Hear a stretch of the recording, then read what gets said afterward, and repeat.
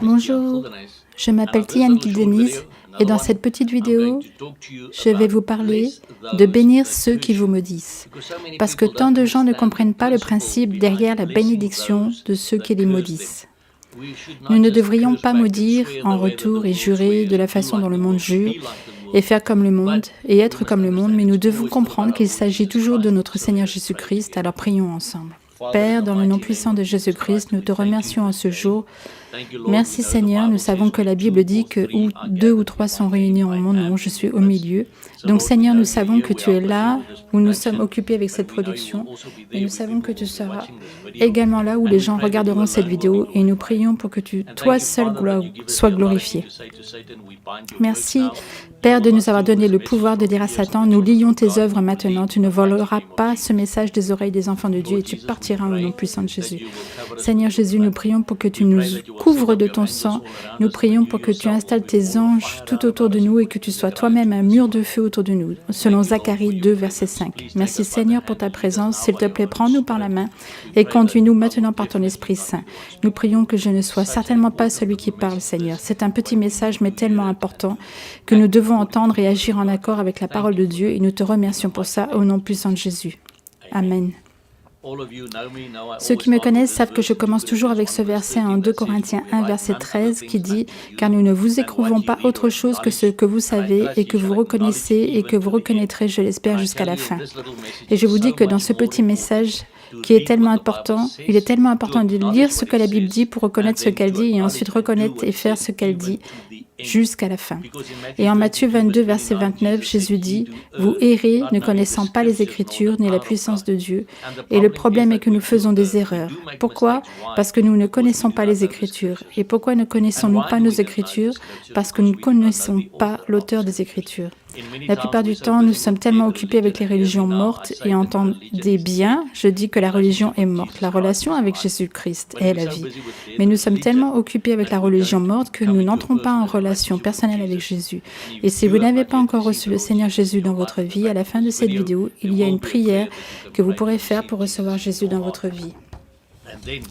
Et lui demander ensuite, par son Esprit Saint, de vous révéler les Écritures, afin que vous puissiez connaître les Écritures et arrêter d'errer, parce que vous ne connaissez pas les Écritures ni la puissance de Dieu. Si je commence à connaître la puissance de Dieu, j'apprends aussi à connaître la puissance de ce petit message concernant la bénédiction de ceux qui vous maudissent. Lisons ce que dit la Bible à ce sujet. En Matthieu 5, versets 44 et 45, Jésus parle et dit « Mais moi je vous dis, aimez vos ennemis. » Tant de gens disent « Je dois haïr mes ennemis, je déteste ceux qui sont mes ennemis, que ce soit en politique, au travail, mes collègues ou autres. » Non, la Bible dit « Aime tes ennemis. » Et qui parle ici? C'est Jésus-Christ. C'est Dieu lui-même qui parle. Il parle, il est Dieu et il dit « Aimez vos ennemis. » Tant de gens disent « La Bible dit que je dois aimer mon voisin. » Qui est mon voisin? Seulement les proches, je leur dis, d'accord, si vous voulez regarder que ce verset, mais si vous regardez celui-ci, aimez vos ennemis, alors dites-moi qui sont vos ennemis. Et ensuite, je vous dis que Jésus dit que vous devez aimer vos ennemis, parce que si vous ne le faites pas, vous désobéissez à la parole de Dieu. Et pouvez-vous prier et demander à Dieu de vous bénir si vous n'êtes pas obéissant à sa parole? Si vous détestez vos ennemis, maudissez vos ennemis, en essayant de les abattre, en pensant des mauvaises pensées à leur sujet. Non, vous n'êtes pas obéissant à la parole alors, mon frère et ma sœur. Continuons à lire. Bénissez ceux qui vous maudissent, faites du bien à ceux qui vous haïssent, et priez pour ceux qui vous font du tort et vous persécutent. Pourquoi? En sorte que vous soyez les fils de votre Père qui est dans les cieux, car il fait lever son soleil sur les méchants et sur les bons, et envoie sa pluie sur les justes et sur les injustes. Waouh! Bénissez ceux qui vous maudissent. Le monde dit qu'il vous a maudit d'abord, qu'il a juré d'abord. Injuriez-le en retour. C'est bien. Renvoyez cette malédiction au nom de Jésus. Ce n'est pas ce que je vois ici. Ma Bible dit de bénir ceux qui vous maudissent. Et c'est en fait répété en Luc 6, verset 28, où Jésus dit « Bénissez ceux qui vous maudissent, priez pour ceux qui vous font du tort. » Habituellement, si quelqu'un me fait du tort, je fais de nouveaux plans pour me venger. Non. La vengeance est mienne, a dit le Seigneur, et pas vôtre. bénissez ceux qui vous maudissent et priez pour ceux qui vous font du tort. Vous verrez ce qui se passe dans votre cœur si vous commencez à prier pour ceux qui vous font du tort, au lieu d'essayer de les tuer dans vos prières.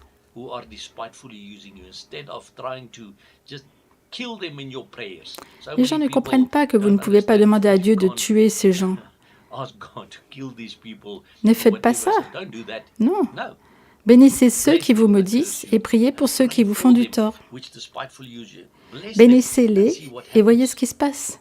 En Romains 12, verset 14, « Bénissez ceux qui vous persécutent, bénissez-les et ne les maudissez point. » Je demande toujours aux gens qui viennent à moi et me disent « Tian, tu sais, mon ami ou un pasteur ou un chef de groupe m'a dit qu'il fallait que je renvoie cette malédiction au nom de Jésus. Où vous voyez-vous ça? Ma Bible dit « Bénissez ceux qui vous persécutent, bénissez-les et ne les maudissez point. » Alors qui écoutez-vous? Écoutez-vous l'opinion d'un être humain, d'une personne, ou avez-vous commencé à lire ce que dit la Bible? Lisez simplement ce qu'elle dit tel que c'est écrit et reconnaissez ce qu'il y est dit tel que c'est écrit. La Bible dit « Bénissez ceux qui vous maudissent, bénissez et ne maudissez pas » à plusieurs reprises. Donc il n'y a pas un seul verset que vous trouverez dans ce livre qui dit que vous pouvez renvoyer ces malédictions au nom de Jésus. Non. Certaines personnes me disent « Le Seigneur me l'a dit. » Désolé. La voix que tu as entendue, qui t'a dit, ça n'est pas de Dieu. Pas le Dieu de la Bible en tout cas. Tu sais pourquoi? Parce qu'il n'est pas divisé contre lui-même. Il ne dira pas dans sa parole une chose et ensuite à ton oreille le contraire. Contraire à ce qu'il dit dans sa parole. Donc si quelqu'un vous dit que le Seigneur a dit ou que Dieu a dit que vous devez renvoyer cette malédiction, ce n'est pas le Dieu de la Bible qui a dit ça. Méfiez-vous. Lisez plutôt la parole de Dieu, de la Bible, et voyez ce qu'il dit, et faites ce qu'il dit. Rappelez-vous que Luc 6, verset 46 dit « Pourquoi m'appelez-vous Seigneur, Seigneur, et ne faites pas ce que je dis ?» En 1 Corinthiens 4, verset 12, nous lisons que Paul dit « Étant injuriés, nous en tant que croyants, nous bénissons. Étant persécutés, nous le subissons. » C'est ce que font les croyants. Même si nous sommes injuriés, même si nous sommes persécutés, même si nous sommes haïs par le monde, par nos collègues, par notre famille, par les gens autour de nous, parce que nous disons que nous croyons en Jésus-Christ, que faisons-nous? Nous bénissons. Nous subissons cette persécution. Nous ne combattons pas comme le monde se bat. Nous nous battons à genoux. Il y a une chanson intéressante, Guerrier, où il est dit « Je me mets à genoux et je me bats comme un guerrier. » Donc c'est comme ça qu'on se bat. Étant injuriés, nous bénissons. Étant persécutés, nous subissons. Bénissez ceux qui vous maudissent, faites le bien et priez pour ceux qui vous ont fait du tort et qui vous ont haï. Même dans les Ecclésiastes 10, verset 20, nous lisons « Ne maudissez pas le roi, ne maudissez donc pas les gouvernements. Ne maudissez pas le roi, même en pensée. Et ne maudis pas le riche dans la chambre où tu couches, parce que vous êtes jaloux de ce qu'ils ont. Ne dites pas de paroles de mort, de malédiction sur eux. Ne faites pas ça, car l'oiseau des cieux en emporterait la voix, et ce qui a des ailes en divulguerait les paroles. » Jésus a aussi dit en Luc, « Les choses qui sont dites dans la chambre seront proclamées sur les toits. Alors méfiez-vous de ne pas continuer à maudire les gens autour de vous parce que vous êtes jaloux.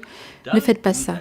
Bénissez ceux qui vous maudissent. Bénissez ceux qui pourraient avoir plus que vous avez et voyez ce que Dieu fait pour vous. » Quand les gens me disent « Mais si je suis maudit par quelqu'un, cela me maudira-t-il » Juste si vous lui avez donné une cause. Qu'est-ce que je veux dire? En Proverbe 26, verset 2, « Comme le moineau qui va çà et là et l'hirondelle qui vole, ainsi la malédiction, sans cause, n'arrivera point. » Qu'est-ce qu'une malédiction sans cause? Si quelqu'un vous maudit, mais que vous ne lui avez pas donné de terrain légal, vous ne lui avez donné aucune raison de vous maudire, cette malédiction ne viendra pas à vous. Mais si vous lui avez donné une cause, si vous avez juré sur quelqu'un d'autre, ou si vous avez été méchant avec eux, et qu'alors ils vous font quelque chose de méchant, vous devez savoir que parce que vous avez donné à cette malédiction une cause, cette malédiction viendra sur vous. Mais qu'arrivera-t-il à ceux qui vous maudissent s'il n'y a pas de cause? Bien, regardez ça. Comme l'oiseau va çà et là, comme l'hirondelle en volant, que fait une hirondelle chaque année? Elle retourne à son propre nid. Donc ce verset m'enseigne Et c'est la raison pour laquelle je ne renvoie aucune des malédictions. Pourquoi? Parce que ce verset dit que la malédiction reviendra de toute façon d'elle-même, comme l'hirondelle en volant. Donc si quelqu'un vous maudit et que vous ne lui avez pas donné de cause, alors cette malédiction lui reviendra d'elle-même. Mais si vous lui avez donné cours, vous devez le confesser devant Dieu et ensuite vous devez pardonner à ces gens qui vous maudissent et vous devez les bénir et vous devez aussi briser la malédiction au nom de Jésus. Alors quel est le point important que j'essaye de vous faire passer? C'est Galates 6, verset 7. Ne soyez pas séduits, on ne se moque pas de Dieu, car ce qu'un homme sème, cela aussi il le moissonnera. Ne manquez pas ces paroles, ce qu'un homme sème. Donc si vous semez des bénédictions, vous récolterez des bénédictions. Mais si vous semez des malédictions, mon frère et ma sœur, vous récolterez des malédictions. Vous avez donc une décision à prendre, car Dieu n'est pas moqué. Nous ne pouvons pas dire que nous sommes enfants de Dieu. Si quelqu'un nous maudit, nous le maudissons en retour, parce que Jésus est très clair qu'il ne faut pas faire ça. Il le répète plus d'une fois dans sa parole, et nous devons aussi comprendre ce que le Proverbe 18, verset 21 dit. La mort et la vie sont au pouvoir de la langue, et celui qui l'aime mangera de son fruit. Donc si vous prononcez des bénédictions, c'est la vie, et vous mangerez le fruit de cette vie dont vous parlez. Mais si vous prononcez des malédictions, c'est la mort, et vous mangerez le fruit de cette mort dont vous parlez. Alors mon frère et ma sœur, semez-vous des bénédictions ou des malédictions? Bénédictions sur vous-même, malédictions sur vous-même. Bénissez-vous vous-même ou blâmez-vous de toutes les mauvaises choses? Vous êtes-vous pardonné? Donc, semez-vous des bénédictions sur vous-même? Dites-vous des bénédictions sur votre famille, vos amis, vos collègues, vos ennemis? Ou semez-vous des malédictions? Des malédictions sur vous-même, des malédictions sur votre famille, vos collègues, ou sur ceux qui vous ont maudit? Que semez-vous? Parce qu'on ne se moque pas de Dieu. Vous devez prendre une décision aujourd'hui. Allez-vous continuer à semer des malédictions ou allez-vous commencer à semer des bénédictions? Je peux vous dire aujourd'hui que quand j'ai commencé à faire ça dans ma propre vie, en bénissant ceux qui me maudissent, Dieu a commencé à me bénir d'une manière que je ne peux même pas expliquer, excessivement abondamment, bien au-delà de tout ce que j'aurais jamais imaginé ou demandé. Et c'est pareil pour vous. Rappelez-vous que nous ne servons pas un Dieu mort. Jésus a dit en Apocalypse 1, versets 17 et 18, « Ne crains point, je suis le premier, le dernier et le vivant, j'étais mort. Et voici, je suis vivant au siècle des siècles. Amen. Et tout l'honneur et la gloire vont à Jésus-Christ de Nazareth. » Prions ensemble. Père, au nom puissant de Jésus, nous te remercions, Seigneur, qu'on ne se moque pas de toi. Merci, Seigneur, que tu sois toujours vrai à ta parole.